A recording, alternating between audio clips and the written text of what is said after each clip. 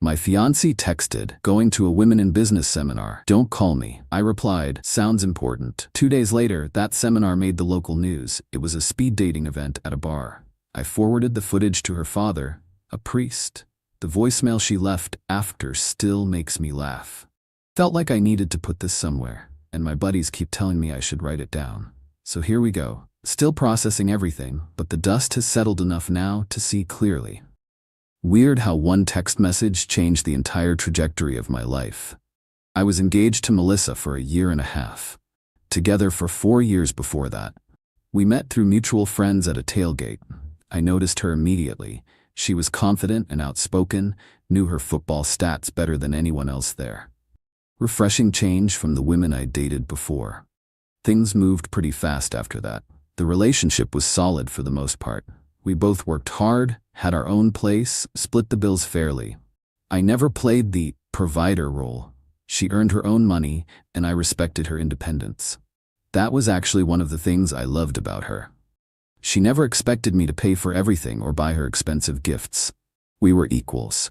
Her family was interesting. Super religious, especially her father, an Episcopal priest who ran a fairly large congregation about an hour outside our city. He never fully warmed up to me, always looking for flaws in my character. I'm not particularly religious, which was strike one. Strike two was living in sin with his daughter before marriage. But Melissa stood her ground, and I respected her for it.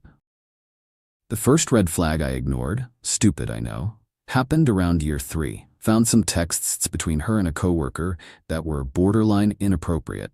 Nothing explicit, but definitely flirty. When confronted, Melissa got defensive, said I was controlling and insecure. Turned it all back on me so fast my head spun. We almost broke up over it, but she eventually admitted the texts crossed a line and promised to keep things professional with him. Fast forward to 6 months ago.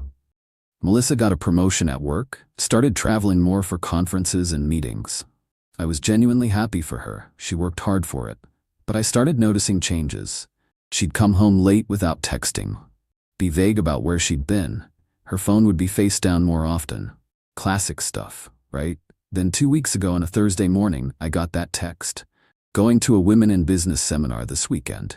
Leaving after work today, back Sunday night. Don't call me, we'll be busy networking. Something felt off immediately. For one, she'd never mentioned any seminar before that morning. 2, we had dinner plans with friends Saturday night that she apparently forgot about. 3, the don't call me part. That was new. In 5.5 years, she'd never said that before a business trip. My reply was simple, sounds important, good luck. But my gut was screaming at me. I didn't call her that night, or the next day. Respect, right? But I did call our mutual friend Jessica, who works in the same industry. Hey Jess, which hotel is hosting that women in business thing this weekend? Thought I might send Melissa some flowers or something. The pause on the other end of the line told me everything. What women in business thing? Jessica asked. There's nothing like that happening in the city this weekend. I did a quick search online after hanging up. Nothing about any women's business seminar in our city that weekend. Now, I'm not the jealous type who tracks my partner's phone or demands to know where she is every minute, but this wasn't adding up. So I pulled up our shared location, something we'd set up years ago for safety reasons. Her location showed her at the Sterling, a boutique hotel downtown known for its rooftop bar. Not exactly a conference venue. I sat on this information all day Friday. Didn't confront her, didn't blow up her phone, just processed it. Saturday morning, I decided to drive downtown, not to spy exactly, but to see if I could figure out what was going on. Maybe there was an explanation. Maybe the seminar was small and under the radar. Maybe I was overreacting. I parked across from the Sterling around noon. Wasn't planning to go inside, but as luck would have it, I ran into my buddy Mike, who bartends there. Hey man, what brings you here? You coming to the event tonight? What event? I asked, playing dumb. Some speed dating mixer thing. We've got the whole rooftop reserved. Going to be packed apparently. My stomach dropped. I thanked him and walked away, not sure what to do with this information.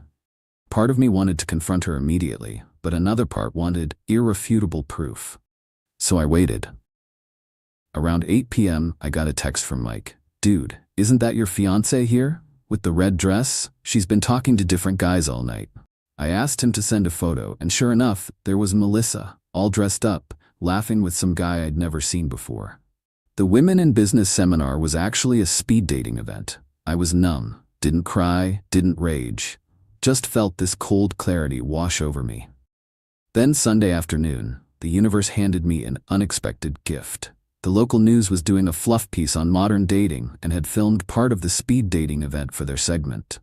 It aired during the 5 o'clock news.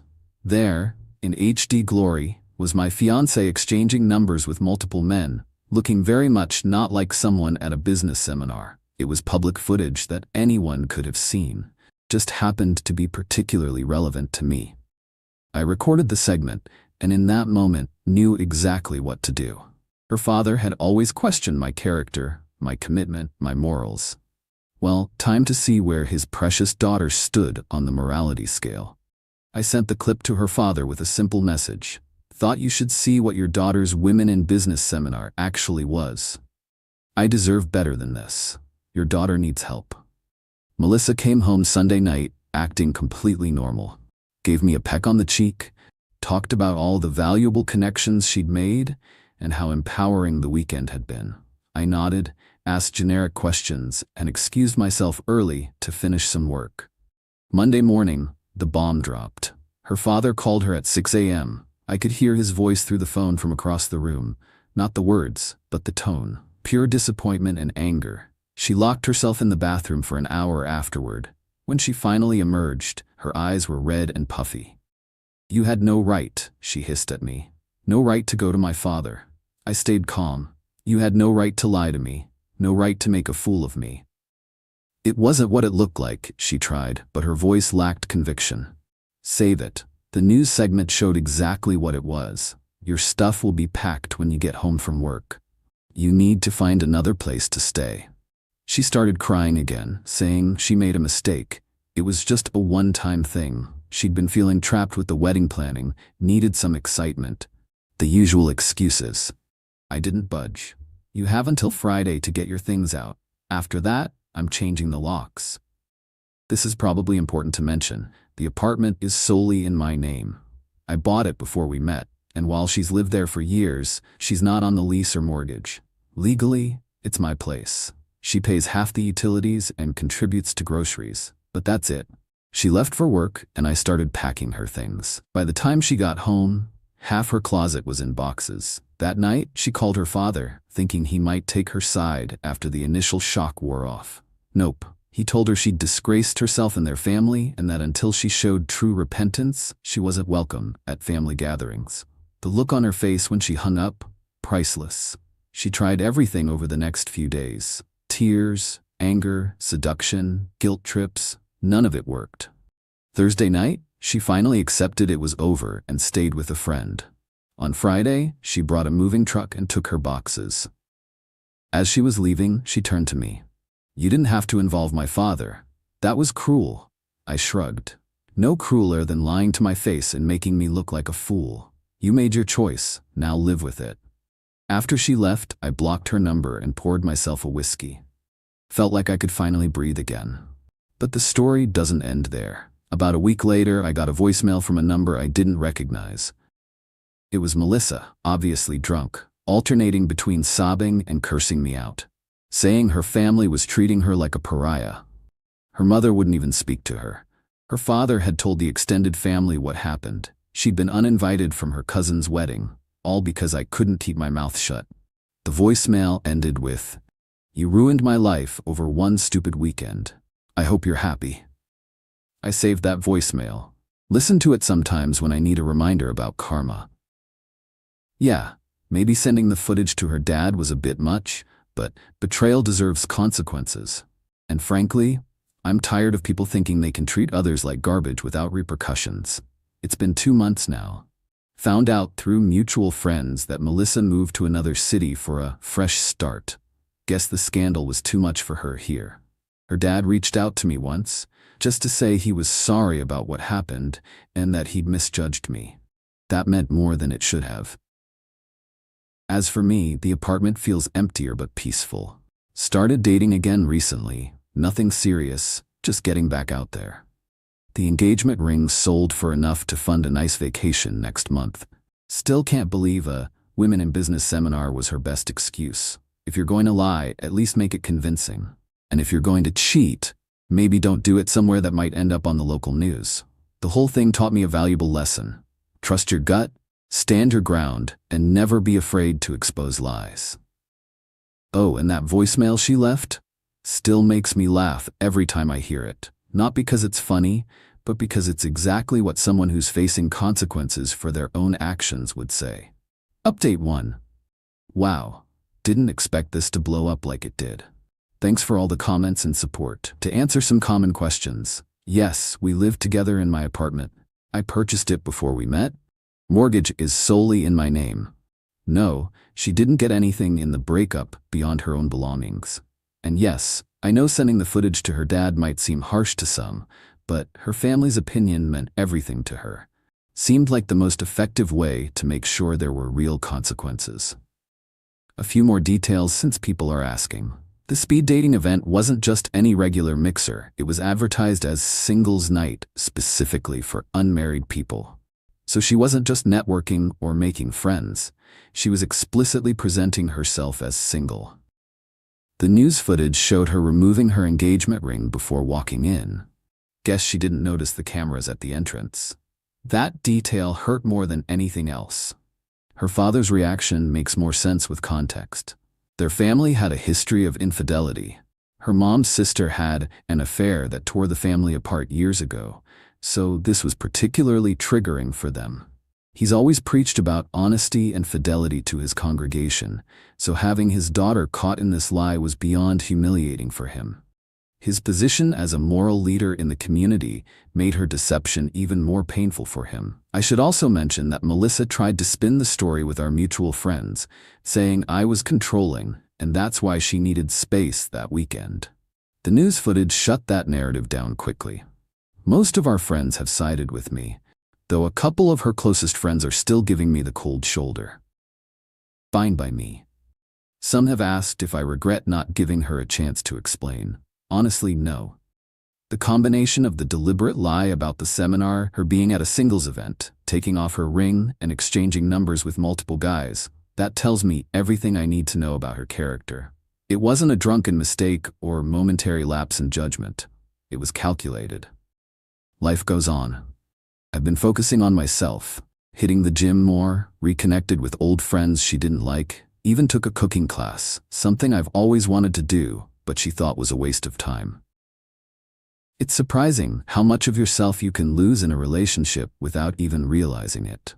Oh, and her dad called again yesterday, said he's using what happened as a lesson for the young couples in his premarital counseling program, without naming names, of course. At least some good is coming from this mess. Update 2. It's been 6 months since everything went down, and I've got some developments to share. First off, I found out why Melissa was at that specific event in the first place. Remember that coworker from years ago with the inappropriate texts? Turns out he didn't just attend these speed dating events. He actually helps organize them as a side gig. My buddy Mike, the bartender, recognized him when I showed an old photo and confirmed he's a regular fixture at these events.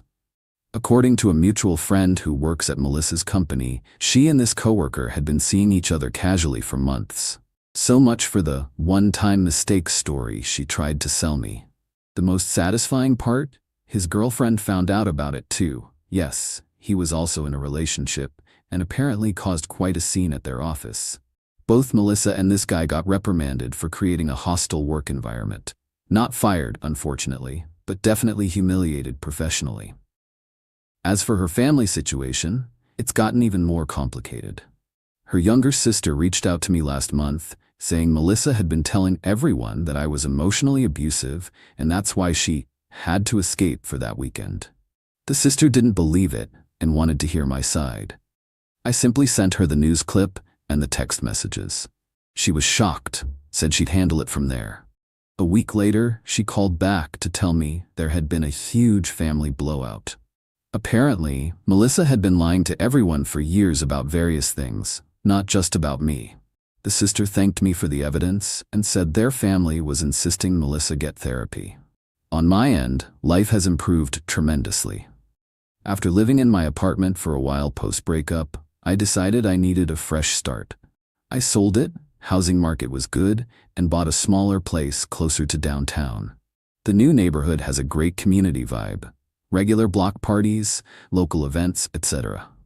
Met some cool people, including a woman named Claire who lives in my building.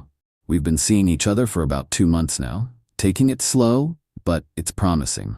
Claire knows the full story of what happened with Melissa. Her take on it was refreshing. You didn't expose Melissa, she exposed herself. You just made sure the right people saw it. Exactly. The voicemail from Melissa is still saved on my phone, though I listen to it less frequently now. The desperate rage in her voice no longer brings me satisfaction, just reminds me how close I came to marrying someone with so little integrity. Oh, and an interesting postscript. The local news station did a follow-up piece on the success stories from that speed dating event. Apparently, 3 couples who met that night are now in serious relationships. The irony isn't lost on me. Melissa threw away a 5-year relationship and engagement for an event that was actually helping other people find genuine connections. Last I heard, she's still in the other city, got a new job, deleted all her social media. Her sister says she's working on herself.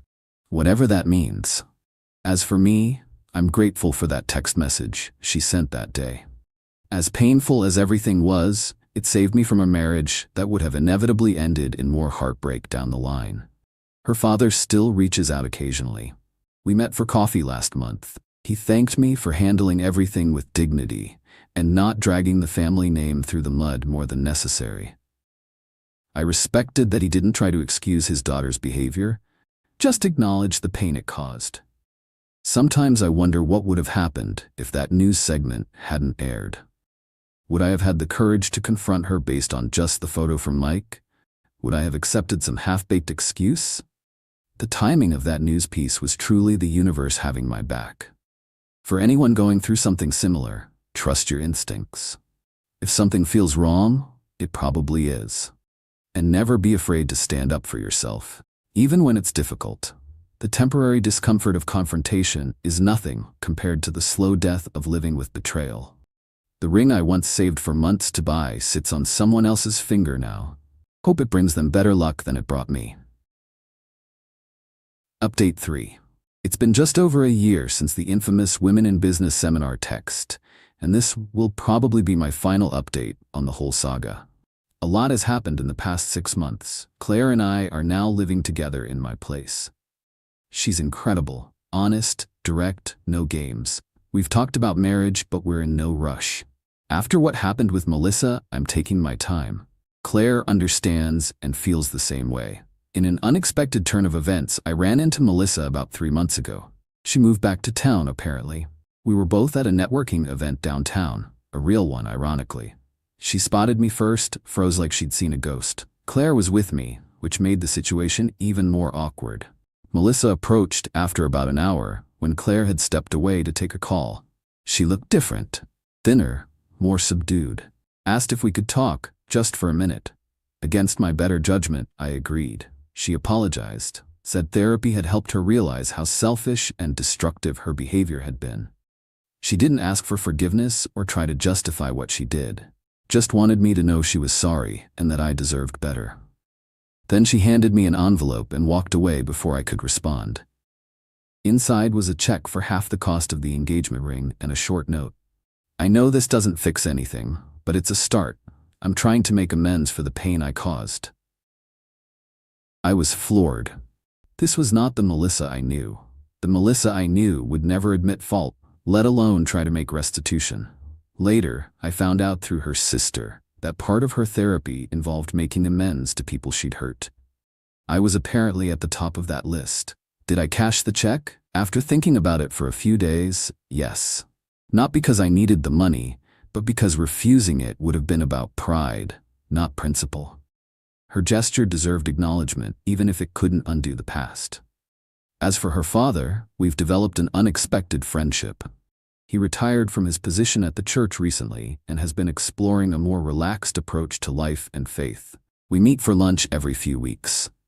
He never brings up Melissa unless I ask, and I rarely do. During our last lunch, he mentioned that Melissa was seeing someone new, a widower with 2 kids who goes to their church. Said she seems genuinely happy and grounded. I wish her well, sincerely. What happened between us was painful, but holding on to anger only hurts myself. Claire sometimes teases me about the voicemail, which I finally deleted a few months ago. You kept it way too long, she said. It's like keeping a souvenir from a car crash. She was right, as usual. The news station that aired the speed dating segment ironically hired Claire recently as their new marketing director. Life has a strange sense of humor sometimes. Looking back on everything now, I can see that sending that footage to her father was partly about justice, but also partly about hurt and anger. Was it the most mature response? Probably not. Did it give me satisfaction at the time? Absolutely. Do I regret it? Not really. Sometimes people need to face real consequences to change their behavior. Based on Melissa's transformation, it seems the fallout from that decision ultimately pushed her toward becoming a better person. That text, going to a women in business seminar, don't call me, could have been the beginning of years of deception had I not trusted my gut. Instead, it became the catalyst for building a more authentic life. For anyone reading who's struggling with betrayal or dishonesty in a relationship, remember this. It's not your job to teach someone integrity. Either they have it or they don't. And you deserve someone who does. The priest's daughter and the skeptic sounds like the beginning of a bad joke. But sometimes life's most valuable lessons come from the most painful experiences. I'm grateful for what I learned, but more grateful I didn't have to keep learning it over and over in a marriage built on lies. That voicemail she left might have made me laugh then, but the best punchline is the life I'm living now.